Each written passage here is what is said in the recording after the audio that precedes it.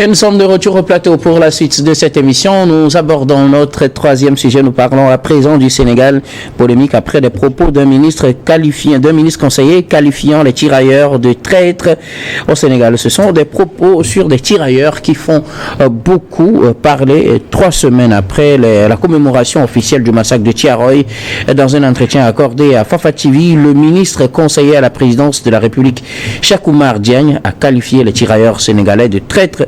Ces propos ne passent pas, d'autant qu'il maintient ses déclarations à travers une nouvelle publication sur Facebook où le ministre conseiller à la présidence du Sénégal écrit qu'il faudra avoir le courage de parler de notre histoire pour nous décomplexer. Nous avons tous des parents tirailleurs, nous prions pour eux et les respectons, mais ils se battaient pour la France. La France œuvrait pour exploiter les territoires et dominer les peuples. C'est cela la vérité. C'est ce qu'il a ajouté pour expliquer pourquoi il qualifiait ces tirailleurs de traîtres. Déclaration ou position qui ne plaît pas du tout, comme je le disais, parce que cela intervient dans un contexte de revendication de l'identité de ces tirailleurs et de toute la vérité sur le massacre de Thiaroye. Et voilà, c'est dans la foulée qu'un ministre conseiller à la présidence se permet de traiter ces tirailleurs de traîtres. Cette position, en tout cas, ne fait pas l'unanimité au Sénégal. Nous en parlons avec nos invités. Nous verrons s'ils sont du même avis que le ministre conseiller Cheikh Oumar Diagne ou s'il est de l'avis de ceux qui le critiquent. Je veux bien commencer par vous, Prosper Agboklou.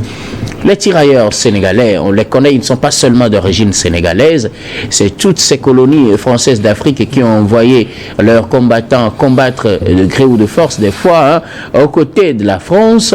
Ils ont défendu la France lors de la guerre. À leur retour, ils ont été massacrés. On a parlé du massacre de Thiaroye. Pour certains, ils sont des traîtres pour avoir défendu la France. Bon, je mets M. Cheikh Oumar Diagne devant ses responsabilités. C'est une personnalité, un intellectuel qui sait là où il va, qui sait d'où il vient. Moi, je crois quand même que c'est pour moi de l'insulte à la mémoire de ces gens et une façon pour lui de dédouaner le colon de ses bêtises, de sa méchanceté. Parce que il faut saluer la mémoire de ces gens-là qui ont été enrôlés de force, il faut le dire de force, puisque rien n'est passé, ne s'est passé en Afrique à travers la colonisation de manière paisible. Vous vous rappelez de l'esclavage. On utilisait les Africains pour le faire à travers des méthodes, je dirais, machiavéliques, des méthodes dures. Donc, pour moi, si vous avez sollicité des gens, parce que ces Africains ne sont pas partis combattre des Africains, ils sont partis combattre des Blancs, des Occidentaux pour la France. Et quand quelqu'un vous aide à faire un travail, la plus simple des choses qu'exige la morale, c'est de le remercier, c'est de lui dire merci, c'est de compatir avec lui, parce que des combattants noirs sont partis mourir en France. On les a d'abord tués, après le truc là, comme on appelle la libération de Paris à la fin de la guerre. Regardez même, il y a une façon même où ils avaient été remerciés du dos de la mer, c'est-à-dire lors de, comme on appelle, à Paris, il y avait un terme qui est utilisé pour là, j'en viendrai. Donc, ils avaient été même absents du défilé de la victoire qui a été organisée à Paris à l'époque. Vous parlez du débarquement, des différents débarquements. Voilà, vous me prêtez le terme, voilà. À Paris. Pas forcément à Paris, il y a différents débarquements. Oui, mais à Paris, ils avaient été même, il y avait eu un sectarisme qui a été fait où les Noirs n'étaient même pas apparus pour montrer que les Noirs ont fait partie du contingent qui ont libéré la France. Et il n'y avait que des soldats blancs. Et justement, tous les soldats noirs. En fait, on va revenir au contexte prospère. Oui. Pour au Cheikh Oumar Diagne, ces gens, ils leur reprochent quelque chose, c'est d'avoir défendu la France. Ils n'auraient pas dû défendre la France, même s'ils ont été enrôlés de force, comme vous le dites, ils n'auraient pas dû défendre la France. Du moment où ils le font, ils sont des traîtres. En fait, voilà sa logique. C'est sa logique. Et je dis, est-ce que lui, à l'époque, il pouvait refuser? C'est la question de savoir. Voilà. On est dans une nouvelle époque, dans une situation favorable maintenant à la critique. Et à l'époque, c'est pourquoi je dis, les gens étaient enrôlés de force. Certains ne savaient même pas ce qu'ils allaient faire là-bas. Et ils sont partis le faire. La meilleure façon pour M. Tchèque de pouvoir, s'il n'a rien à dire, il n'avait qu'à se taire.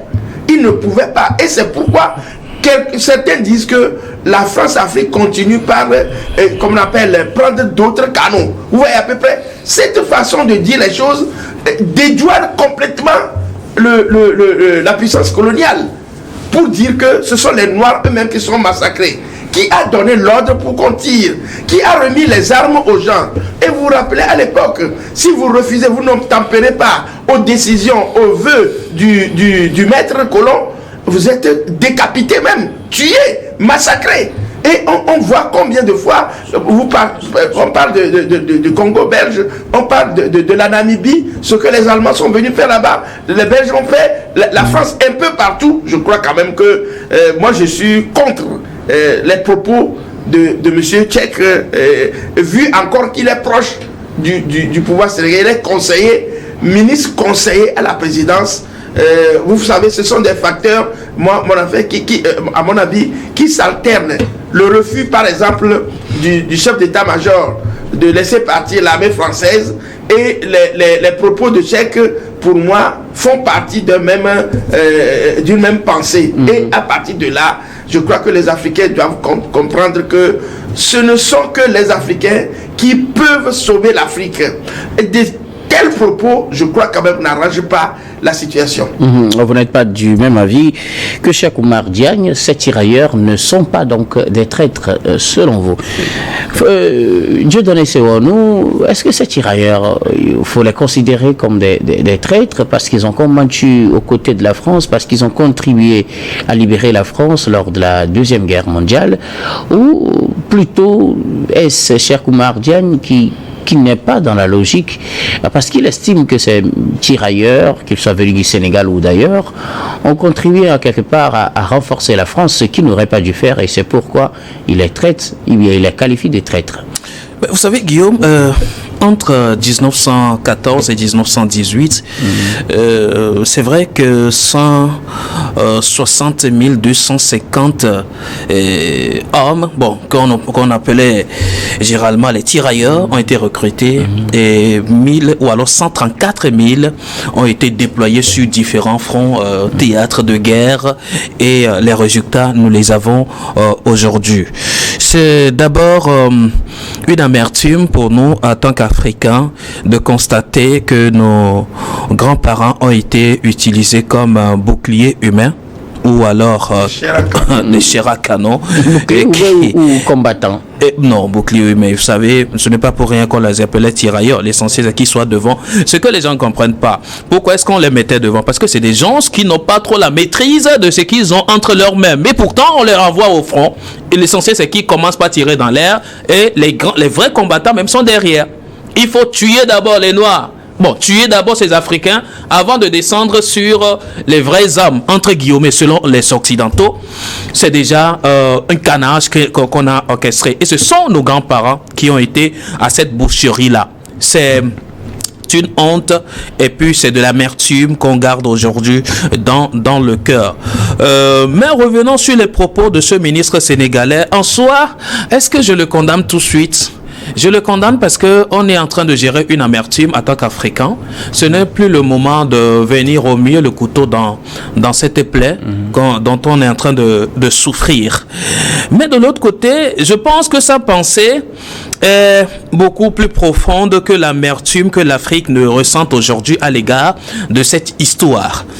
Pour lui, c'est les Africains eux-mêmes qui se sont donnés à cette aventure-là et ils en ont fait les frais. Donc, il ne peut que s'en prendre à eux-mêmes. Voilà ce que le fond de la pensée de ce ministre sénégalais veut dire. En soi, ce n'est pas faux, mais est-ce que c'est le moment de le dire? Et en soi, c'est faux, je le dirais, parce que, Prosper le disait tantôt, les combattants là, qu'on appelait les tirailleurs, ou alors qu'on appelle les tirailleurs, ne s'étaient pas présentés à une opération de recrutement pour dire, oui, je vais y aller, je vais aller défendre la France. Non, cela a été fait de force. On vient, on vous prend, on pense que vous avez de bons muscles, allez, embarquement, vous allez au front. On vous tue. Ce n'est pas de leur gré qu'ils étaient partis au front pour défendre la France parce que la France était leur bon pays. Non. Mais ils avaient l'obligation de le faire. Je rappelle que c'était à l'époque coloniale et qu'ils fonctionnaient sous l'autorité de l'administration française. Voilà. Et l'administration française décide de ce qu'elle veut et on exécute à la base. Il n'y a personne qui pourrait contrer la voie ou alors les consignes données par le métropole ou alors voilà la puissance coloniale à l'époque. Et cela se faisait dans ces contextes-là. L'Afrique vivait dans une sorte de psychose, de peur et de torpeur qui ne laisse pas place à des critiques ou alors à des jugements de valeur ou alors à des interdictions ou à s'opposer à quoi que ce soit. Ils n'avaient pas la volonté, ils n'avaient pas la possibilité de refuser ou de dire non aux colons. On les embarque, on les envoyait au front. Mais aujourd'hui, si un Africain moderne se permet de dire les Africains ne peuvent que s'en prendre à eux-mêmes parce qu'ils ont été à cette guerre pour protéger la France, c'est eux-mêmes. Donc, il n'y a pas lieu qu'on s'en prenne aux colons pour dire c'est le colon qui a fait ci, le colon qui a fait cela. Je m'inscris en faux. C'est en cela que je m'inscris maintenant en faux contre ces propos d'un Africain moderne. Je poserai la question, ministre Diaye, à l'époque, ferait quoi s'il était un garçon? Que ferait-il? Refuser? Se donner la mort devant le colon? Ou alors exécuter? L'Africain était un exécutant à cette époque. Et il n'avait aucune possibilité d'émettre sa position, sa pensée sur un certain nombre de choses. Il ne peut que faire ça.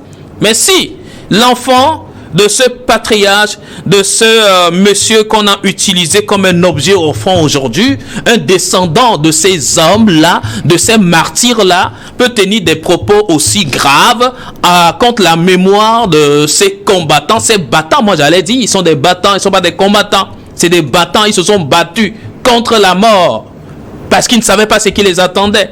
Mais aujourd'hui, si un descendant de ces gens, de ces mémoires-là, puisse tenir ces genres de propos, je pense que c'est une philosophie à son égard. Je suis d'accord que chacun émette sa philosophie et chercher à l'éclaircir par après. Mais attention au contexte. Le contexte ne s'y prête pas. Nous sommes dans une période où l'Afrique veut faire comprendre à la France qu'elle avait trop fait du mal au continent et au patriarche. Aujourd'hui, il y a lieu de rétablir l'ordre, de rétablir l'histoire, de rétablir la vérité. Ce n'est plus le lieu de raconter ou alors de rappeler à l'Africain la chose qu'il a été de par le passé. L'Africain n'a pas été une chose, mais on l'a chosifié. On l'a chosifié. Et donc, si l'Africain moderne aujourd'hui, après avoir fait l'école des Blancs, peut comprendre qu'il est à même de réfléchir et réfléchir contre ce qu'on avait chosifié hier, je suis désolé de ne pas être du même avis que ce ministre sénégalais. Il y a lieu de revoir des propos, de revoir les positions, car le contexte dans lequel nous sommes aujourd'hui, c'est de dire à la France, il faut reconsidérer votre politique. Ce que vous aviez fait en 1914, en 1918, a été un crime contre l'humanité, même si on ne le dit pas. C'était un crime que vous avez commis. Il faut que unanimement on puisse condamner cela. 39-45 pour voilà. La Deuxième Guerre mondiale. Il faut qu'on ait quand même cette possibilité de le dire et de le condamner unanimement. Mais si un Africain moderne aujourd'hui se relève et puis dit oui, je donne mon avis contraire. Oui, il est libre de donner son avis contraire, mais cela n'efface pas l'histoire. L'histoire. Prosper, vous disiez quelque chose tout à l'heure. Vous faisiez le lien entre cette déclaration, le propos du chef d'état-major général et aussi la position des officiels sénégalais. Est-ce qu'il ne faut pas dissocier tous ces faits? Non, vous savez, vous vous rappelez de l'élection de Diomaye Faye, Sanko, c'est les deux, c'est un tandem, on les met ensemble. à l'époque, l'enthousiasme que ça a soulevé et les propos qu'on appelle tenus par ces deux hommes, la confiance qu'ils ont mis en place pour dégarnir toute la structure de la France-Afrique. On se rappelle à l'époque, et tout le monde était persuadé que ce sont des patriotes qui sont arrivés, des panafricains qui viennent donc pour solder le passé, le passif donc de cette colonisation-là à la France, lui rendre la monnaie de sa pièce. Mais on s'est rendu compte que petit à petit, l'ambition de ces deux messieurs que je respecte beaucoup se disloque. Ils n'arrivent plus vraiment dans la verve d'avant élection. Ils sont un peu cloîtrés dans une forme donc de superstition. J'ai l'impression de le dire ainsi. Donc, les propos du directeur, plutôt du chef d'état-major, moi m'a inquiété. Parce que le président de la République, c'est lui qui est le chef suprême des armées. Et il est le garant de l'unité et c'est lui qui de la Constitution également.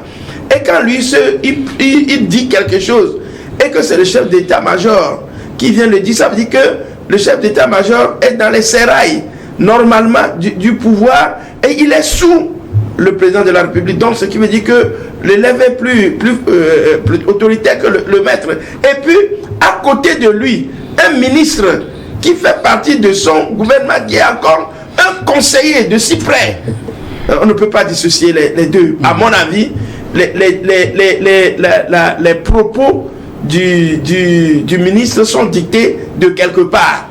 Parce que connaissant lui-même, étant africain, connaissant les motifs pour lesquels, comme on appelle, le Sénégal a voulu ce changement, il ne peut pas audacieusement se prononcer comme ça. C'est des propos qui lui ont été dictés et également pour le chef d'État. Donc tout ça l'a fait bloc pour dire que le Sénégal, oui, ne pensons pas que les choses vont changer comme on le pense et que comme on appelle le système France-Afrique doit continuer. Donc, Dr Guillaume, on ne peut pas, à mon avis, dissocier ces choses-là. Ce sont des choses qui sont contiguës et qui commencent par réitérer la force de la France-Afrique. Merci beaucoup à vous tous pour vos contributions. Nous allons marquer une nouvelle pause. On reviendra tout à l'heure pour la dernière partie de cette émission.